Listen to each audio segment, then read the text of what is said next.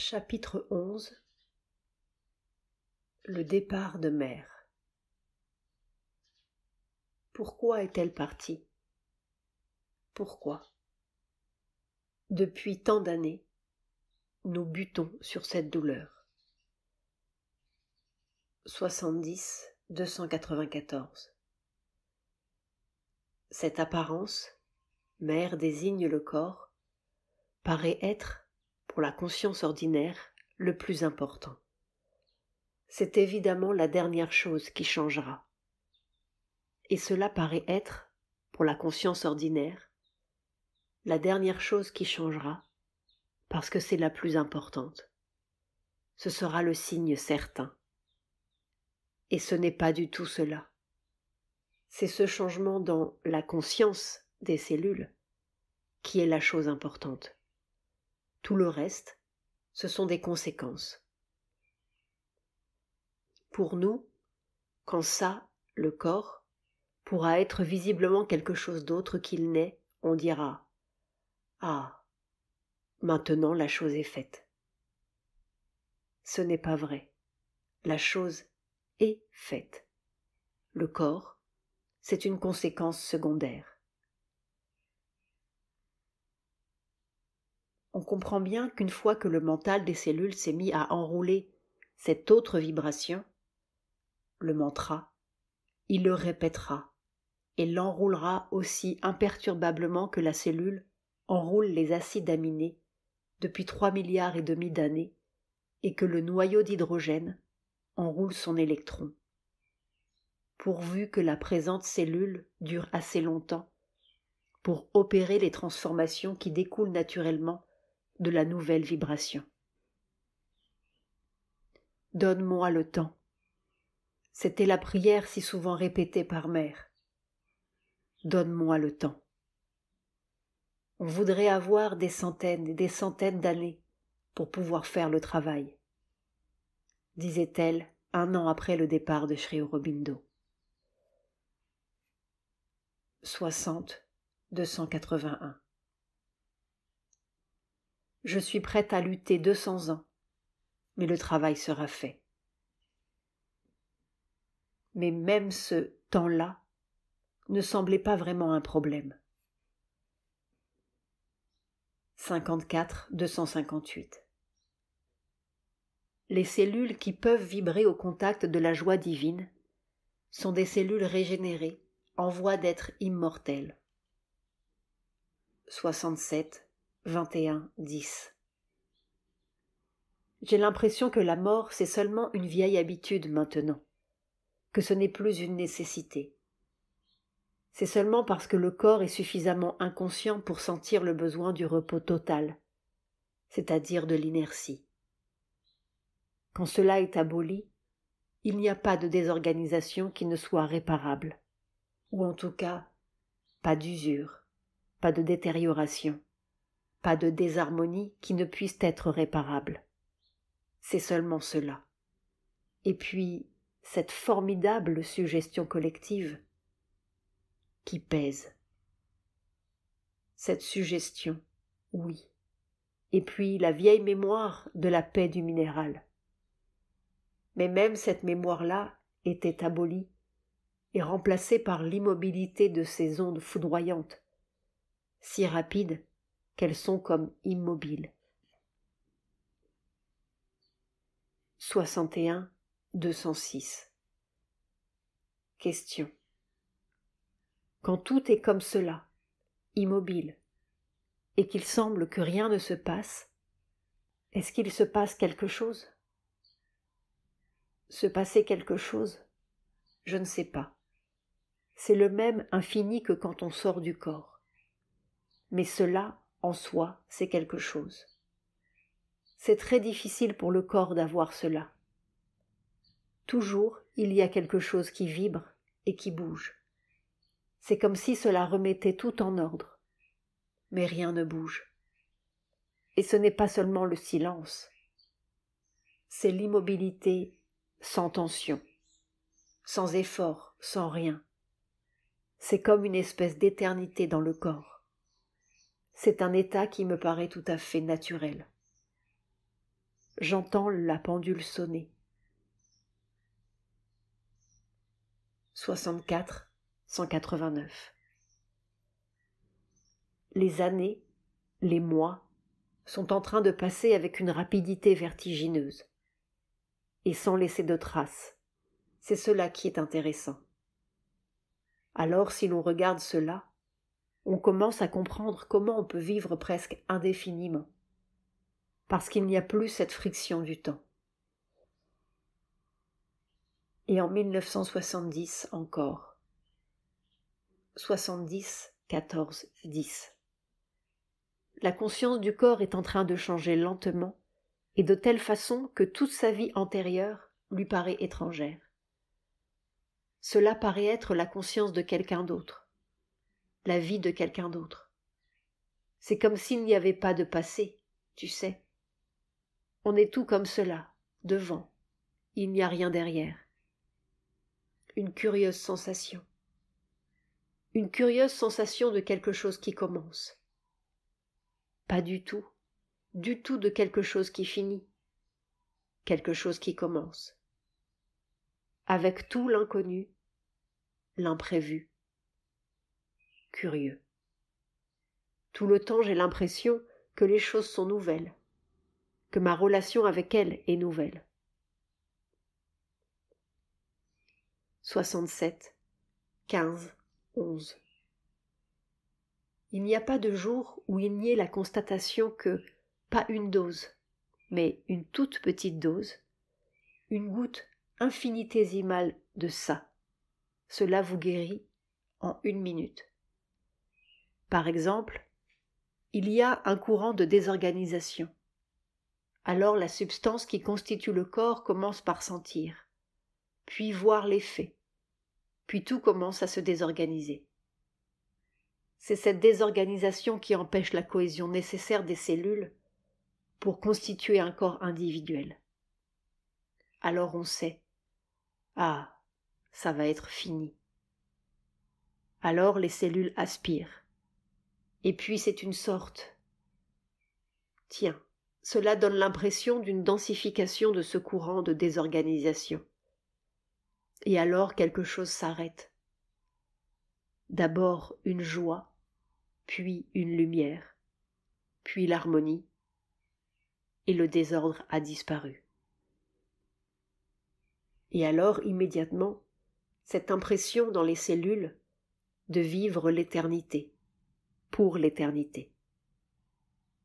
Eh bien cela, ça se passe non seulement quotidiennement, mais plusieurs fois en un jour.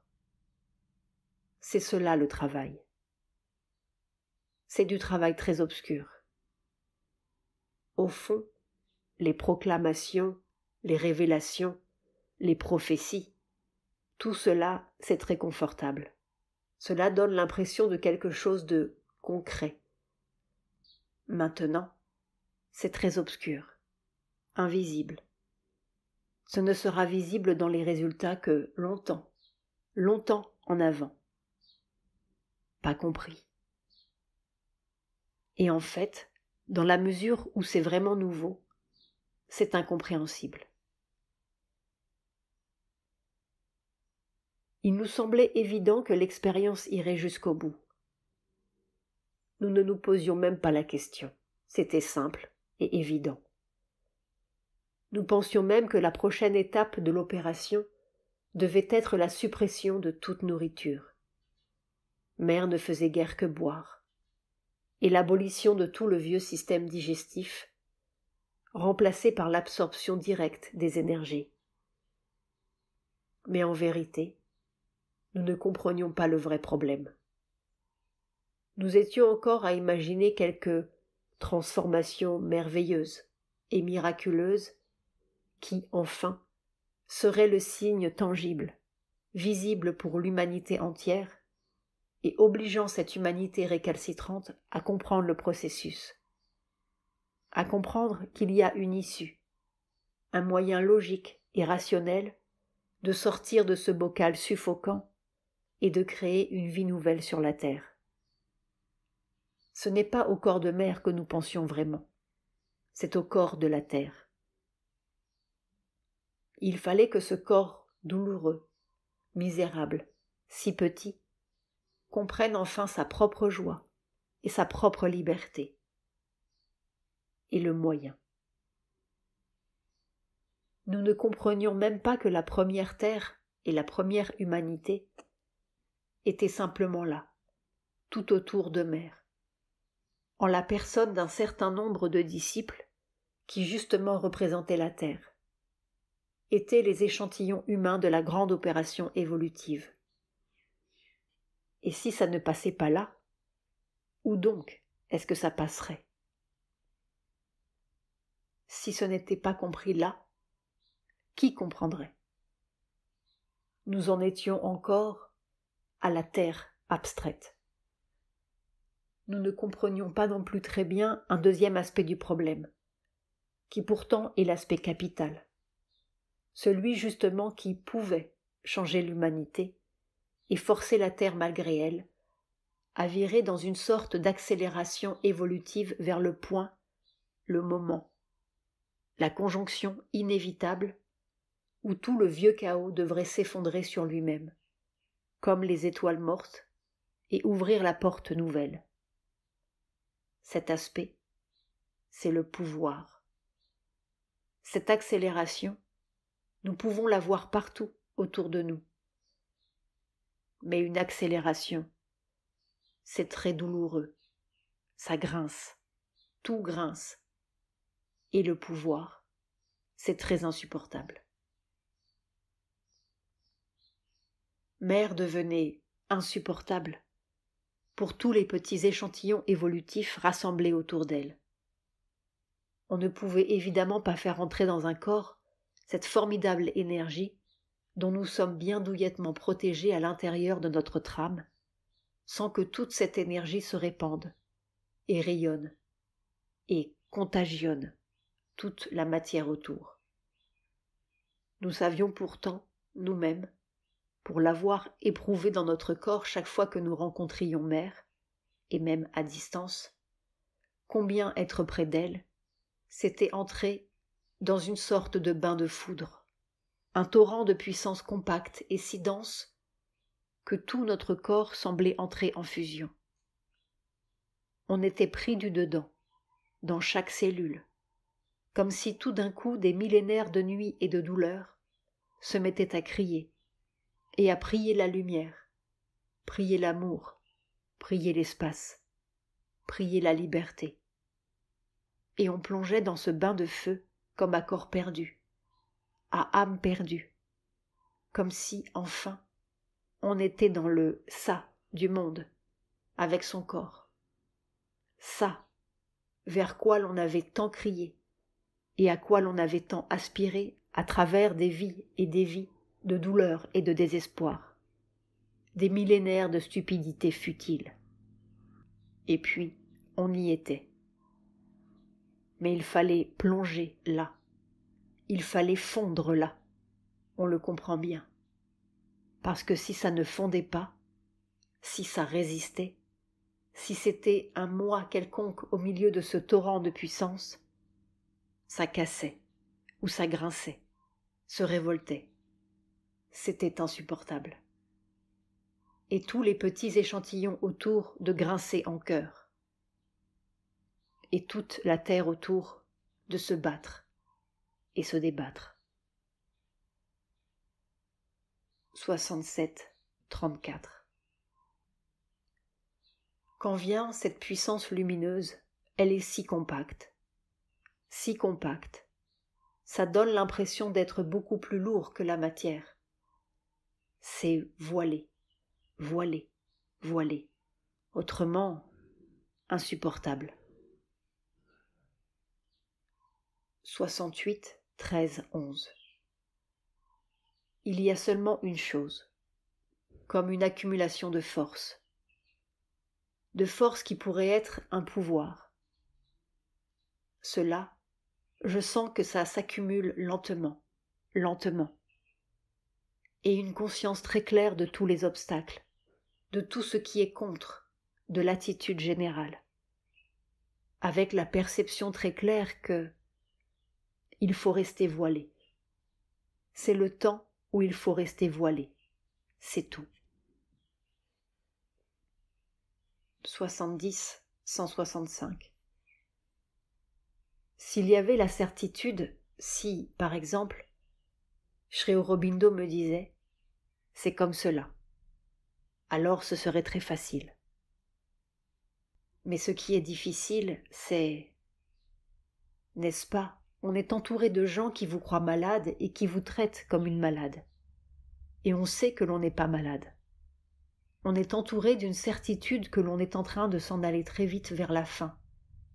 Et alors ce pauvre corps est comme cela, chancelant. 71-177.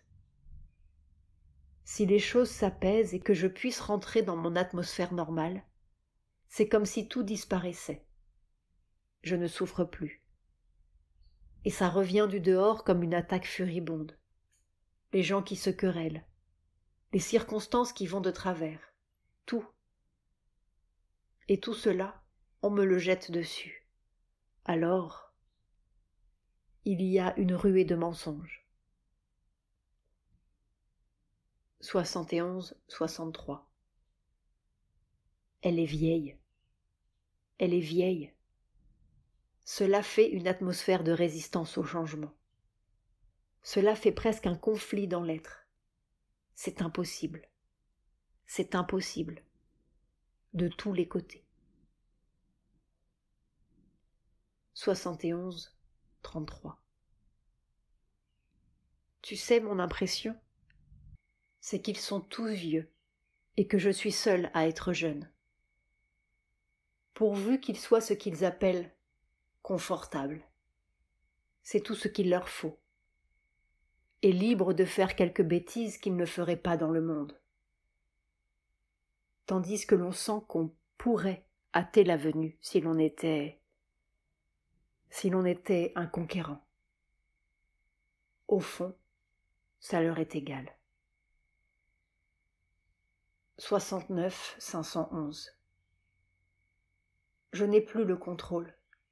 Chacun a pris le contrôle. J'ai perdu l'habitude de dire « je veux ». 66-179. J'ai l'impression d'être suspendu par un fil ténu dans une atmosphère absolument pourrie, d'incrédulité, de futilité, de mauvaise volonté. Et alors c'est cela. C'est un fil ténu, et c'est un miracle que... Et ils ne comprennent même pas que cette vibration de vérité, si elle s'imposait, ce serait la destruction d'eux-mêmes. La merveille, c'est cette compassion infinie qui fait que ça ne détruit rien. Ça attend. C'est là avec son plein pouvoir, sa pleine force. Et, simplement, ça affirme sa présence sans l'imposer, afin de réduire au minimum les dégâts. C'est une compassion merveilleuse. Et tous ces idiots, ils appellent cela de l'impuissance. 65-16-10. Ils ont mis un masque de bonne volonté, mais les vibrations intérieures appartiennent encore au monde du mensonge. 64-221. C'est une comédie, tu sais, et ça dure depuis 1926. Il y a certainement, en étant extrêmement généreux, patient et miséricordieux, il y a un bon tiers qui n'est ici que parce que l'on est confortable. On travaille si l'on veut, on ne travaille pas si l'on ne veut pas, on mange toujours, on a toujours un abri, des vêtements, et au fond, on fait un peu ce que l'on veut. Il faut faire semblant d'obéir, c'est tout. Et si l'on vous refuse une commodité, on commence à grogner. Le yoga, il n'en est pas question. C'est à 100 000 lieues de la conscience. On en a plein la bouche, mais ce n'est rien que la bouche. Je dis non, Et on fait semblant d'avoir entendu oui, mais enfin, c'est la vie spirituelle, quoi. 64, 30, 10. L'entourage n'aide pas. L'entourage immédiat n'a aucune foi. 61, 254. Je ne suis pas chef de groupe. Oh, Seigneur, non, à aucun prix. C'est dégoûtant. Je vais faire une déclaration. Je ne suis pas chef de groupe, je ne suis pas à la tête d'un ashram. De temps en temps, j'ai envie de dire des énormités, comme je comprends Sri Aurobindo, qui est passé de l'autre côté. 62, 132. C'est la pensée des gens qui est embêtante. Oh, tout le monde qui pense tout le temps à vieil âge et mort, et vieil âge, et maladie. Oh. Mais vraiment, nous ne mesurions pas l'étendue ou la profondeur de la négation. 69, 105. Il y a des minutes où le corps a l'impression d'avoir échappé à cette loi de la mort. Mais ça ne dure pas. Et alors les gens arrivent avec toutes leurs pensées. Et à cause de cela, c'est un peu difficile. Tu sais, il y a un nombre considérable de désirs qu'ils meurent. Partout. Il y en a partout. Ils voient ça. Ils voient ça. Je ne suis pas tout à fait sûre que toutes ces douleurs qu'il sent partout, tout le temps, ça ne vient pas de...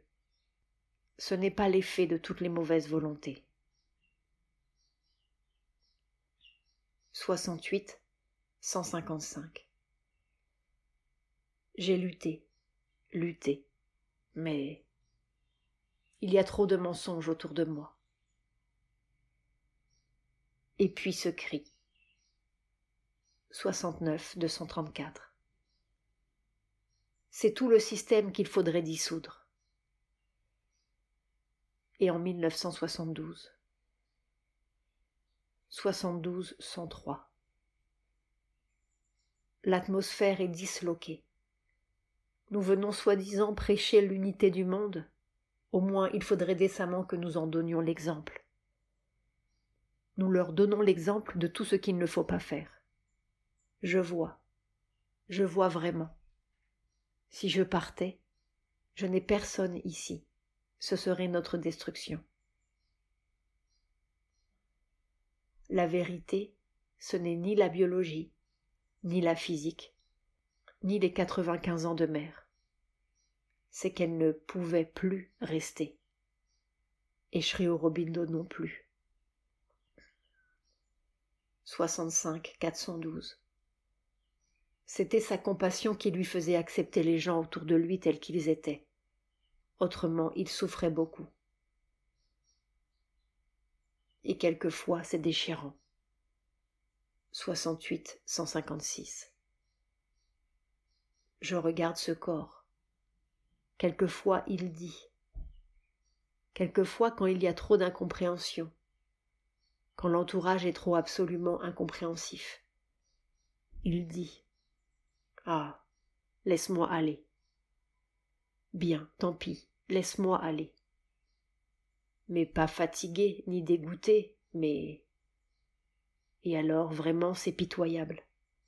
Alors je lui dis non, non, non, comme à un enfant. C'est une question de patience, n'est-ce pas? Qu'est-ce qui va arriver? Je ne sais pas. En tout cas toi, tu sauras. Tu pourras leur dire. Ce n'est pas comme vous pensez. Je leur dirai bien, mais ils ne m'entendront pas. Je ne sais pas ce qui va se passer. Qu'est-ce qui va se passer? Tu sais, toi? Ce sera glorieux un jour. Quand on fait quelque chose pour la première fois, personne ne peut vous l'expliquer. Une question de patience. Il n'avait plus la patience. Il grondait même autour. C'est toute la terre qui grondait. Je n'ai personne ici. C'était l'ashram de Sri Aurobindo. Et puis un jour, ils nous ont fermé la porte de mer. Elle n'avait plus personne avec qui communiquer. 69-245. Tu es le seul à qui je puisse dire. Les autres ne comprennent pas. Elle était seule avec ses gardiens. Ce jour-là, ils ont scellé le destin. Mère avait bien prévu la résistance du monde. Elle voyait bien aussi la nécessité d'une longue immobilité dans l'ondulation, sans cette intrusion constante des mauvaises volontés extérieures. 72-262. Je crois que le corps a une sensibilité excessive maintenant, et qu'il a besoin d'être protégé de toutes les choses qui viennent, comme s'il devait travailler dedans, comme dans un œuf. C'était en 1972, un an avant son départ. 69-24-12. Si quelqu'un entre mécontent de quelque chose que j'ai fait ou que j'ai dit, tout d'un coup, les nerfs du corps sont comme torturés. Si cela vient de la personne qui est là, qui donne tous les signes extérieurs de la dévotion, etc., absolument aucun signe extérieur, aucune manifestation parlée ni directe, tous les nerfs torturés. 5 ans avant, en 1967, au milieu d'une conversation, Mère s'est arrêtée soudain, nous a dit de prendre un papier et un crayon, et elle s'est mise à dicter d'un ton tout à fait neutre, comme si elle parlait d'ailleurs. 67-141. À cause des nécessités de la transformation, il est possible que ce corps entre dans un état de transe qui est une apparence cataleptique. Surtout pas de docteur. Ne vous pressez pas non plus d'annoncer ma mort et de donner au gouvernement le droit d'intervenir. Gardez-moi soigneusement à l'abri de toute détérioration pouvant provenir du dehors, infection, empoisonnement, etc. Et soyez d'une patience inlassable. Cela pourra durer des jours, peut-être des semaines, et peut-être même davantage. Et il faudra que vous attendiez patiemment que je sorte naturellement de cet état après que le travail de transformation sera accompli. La transe cataleptique, c'est-à-dire l'immobilisation totale avec arrêt du cœur et toutes les apparences de la mort, tous les yogis connaissent cela. Sur ses ordres, cette note a été distribuée à 5 personnes de son entourage immédiat. Donc il savait. Mère avait bien vu tout le tableau. 65-412. Selon la science extérieure, c'est quand on dort que l'on brûle les toxines. Eh bien, c'est cette immobilité qui illumine les vibrations obscures. Il y a même toute une science cryogénique qui s'est développée depuis quelques années, de guérison par refroidissement des tissus. La transe cataleptique est ce même moyen, naturel. Puis, en avril 1973, juste un mois avant que les disciples ne nous ferment la porte de mer, oh, nous étions tellement, mais tellement inconscients des jalousies autour. Nous vivions près de mer sans nous apercevoir de rien, dans ce merveilleux conte de l'avenir, et il nous semblait que tout le monde comprenait. C'était si évident. Mère nous a soudain fait la réflexion suivante. 73-74. Je semble rassembler toutes les résistances du monde.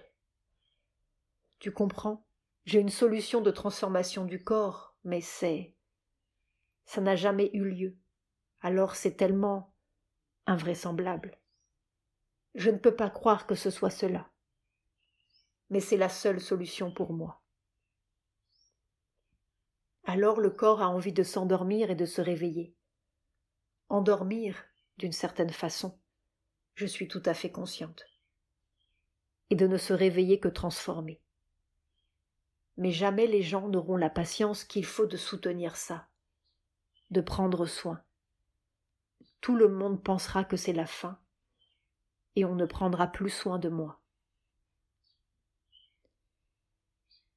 La Belle au bois dormant, mais oui, c'était clair, c'était lumineux. Mère se préparait donc à cette transe cataleptique. Or, 2 mois plus tôt, en janvier 1973, Mère avait eu une vision qu'elle s'est mise à nous raconter, toute haletante. On l'enterrait vivante. C'était la 3e fois qu'elle voyait cela. 73-101 et 72-54 et 69-245. Oh, je ne t'ai pas dit. C'était hier ou avant-hier, je ne sais plus. Tout d'un coup, mon corps, pendant 2 ou 3 minutes, a eu une horreur. L'idée d'être mise comme cela, dans un tombeau, c'était tellement effroyable. Effroyable. Ça, je n'aurais pas pu le supporter plus de quelques minutes. C'était effroyable. Et ce n'est pas parce que l'on m'enterrait vivante, c'est que mon corps était conscient. Il était mort, au dire des gens, parce que le cœur ne battait plus. Et il était conscient. Ça a été une expérience effroyable. Je donnais tous les signes de la mort, c'est-à-dire que le cœur ne marchait plus, rien ne marchait, et j'étais consciente.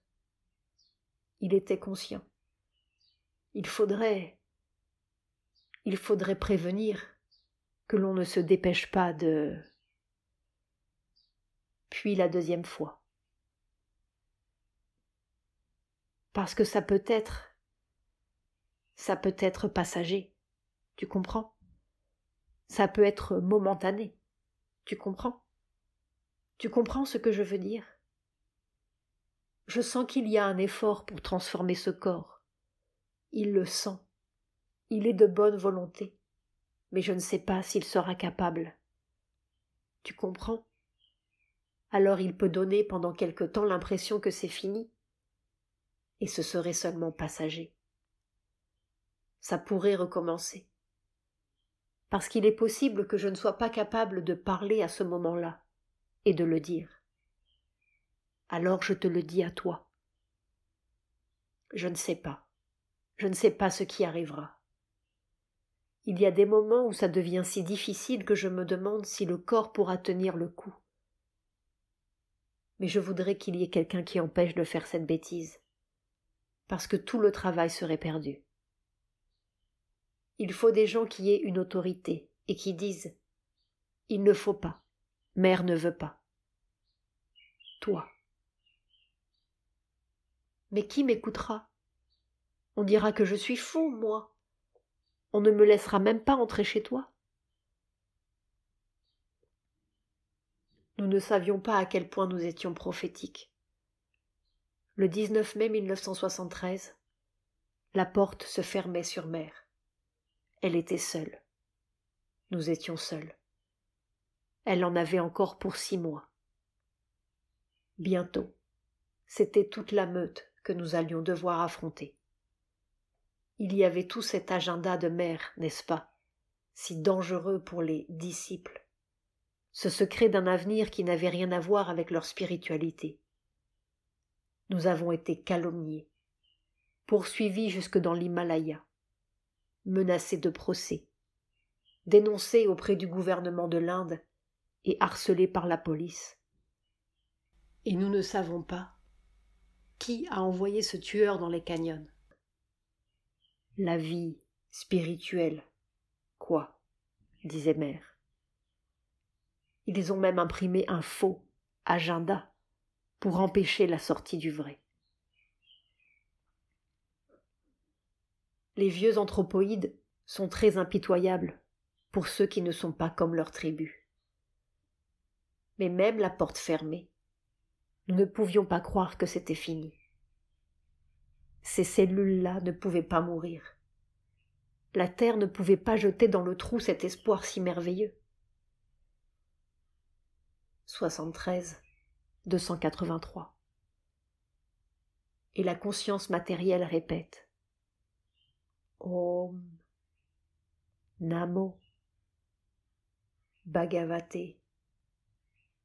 C'est comme un arrière-plan derrière toute chose. Om Namo Bhagavate. Tu sais, un arrière-plan qui est un support matériel. Om Namo Bhagavate. Non, ces cellules-là ne pouvaient pas mourir. 69, 245. S'en aller n'est pas une solution. Je voudrais qu'on ne me mette pas dans une boîte et qu'on ne me fourre pas comme ça. Parce que, même après que les docteurs auront déclaré qu'il est mort, il sera conscient. Les cellules sont conscientes. Puis, un matin de 1973, le 18 novembre, on est venu nous avertir que mère était morte, la veille au soir, qu'elle était étendue dans le hall en bas de l'ashram et que tout le monde défilait devant elle.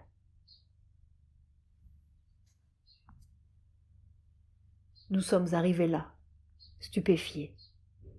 Elle était étendue sous les néons dorés qui réverbéraient leur chaleur contre le zinc des plafonds, tandis que les ventilateurs tournaient dans l'étouffante rumeur de la foule. Il l'avait descendue là, 7 heures à peine, après sa mort, enlevée de la paix de sa chambre et de son atmosphère pour la jeter en pâture à ces milliers de vibrations, d'angoisse, de chagrin, de peur, de mensonges. Ils étaient 3 médecins de l'ashram à l'avoir déclarée morte. C'était médical et irréfutable. Quelques jours avant, le 14 novembre vers minuit, sur sa chaise longue, car elle ne pouvait même plus s'étendre sur un lit tant elle était voûtée, elle avait demandé à marcher. « Je veux marcher, autrement je vais devenir paralysée. » Elle a marché en s'appuyant au bras de l'un des gardiens, jusqu'à ce qu'elle devienne bleue. La nuit du 16 novembre encore, elle a demandé à marcher. « Je veux marcher. » Ce furent ses dernières paroles.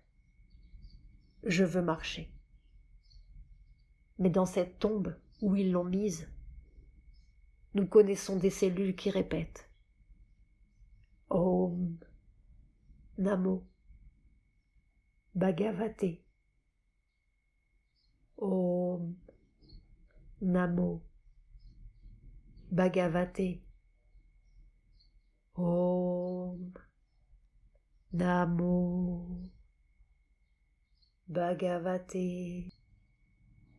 Et qui répéteront et répéteront encore leur invocation jusqu'à ce que la terre s'éveille de son mensonge irréel, jusqu'à ce qu'elle s'éveille de son faux matérialisme comme de son faux spiritualisme pour entrer dans la vraie matière et dans la vie divine sur la terre.